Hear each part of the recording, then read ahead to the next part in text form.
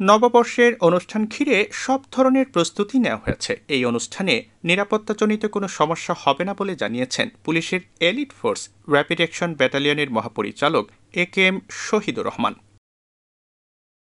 রোববার রমনার বটমূল সহ দেশের বিভিন্ন স্থানে বাংলা নববর্ষের অনুষ্ঠান ঘিরে র্যাবের নিরাপত্তা ব্যবস্থা নিয়ে আয়োজিত সংবাদ সম্মেলনে তিনি এই কথা বলেন।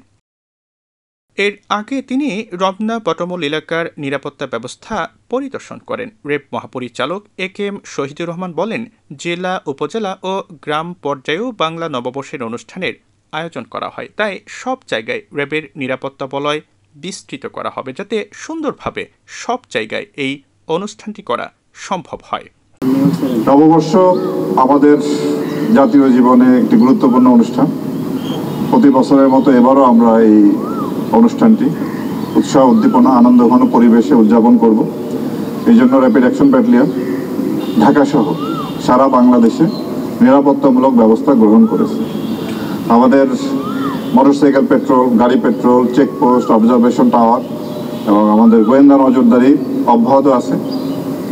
আমরা অন্যান্য আইনশৃঙ্খলা রক্ষাকারী বাহিনীর সাথে সমন্বয় রেখে এবং বিভিন্ন সাংস্কৃতিক গোষ্ঠী এবং জনপ্রতিনিধি, আপামর জনগণ সবার সাথে আমরা সমন্বয় রেখে এই অনুষ্ঠানে যাতে সুষ্ঠুভাবে, সুন্দরভাবে করা যায় তার সব রকম ব্যবস্থা আমরা গ্রহণ করেছি।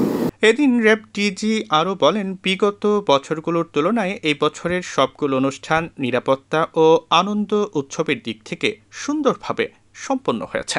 যতগুলি অনুষ্ঠান হয়েছে, যেমন ধরেন বিজয় দিবস, এরপরে খ্রিস্ট ধর্মদের যে বড়দিন, ইংরেজি নববর্ষ, আন্তর্জাতিক মাতৃভাষা দিবস, স্বাধীনতা দিবস, তারপরে মাসব্যাপী রমজান এবং সর্বশেষ যে ঈদ অনুষ্ঠানটি হলো, প্রত্যেকটি অনুষ্ঠানে নিরাপত্তার বিষয় এসেছে এবং আমরা আপনাদেরকে আশ্বস্ত করেছিলাম যে আমরা ইনশাল্লাহ নিরাপত্তা দিতে সক্ষম হব এবং আমরা সেইভাবে প্রত্যেকটি অনুষ্ঠানে আমরা যথাযথভাবে সম্পন্ন করতে সক্ষম হয়েছি। এবং আমার তো মনে হয় যে পূর্ববর্তী যে কোনো বছরের তুলনায় এবারে সবগুলি অনুষ্ঠান নিরাপত্তার দিক দিয়ে বলেন, আনন্দ উৎসাহের দিক দিয়ে বলেন, সুন্দরভাবে সম্পন্ন হয়েছে এবং একই ধারাবাহিকতায় আমরা এই নববর্ষের অনুষ্ঠানেও সুন্দরভাবে সম্পন্ন করতে পারবো বলে আশাবাদী।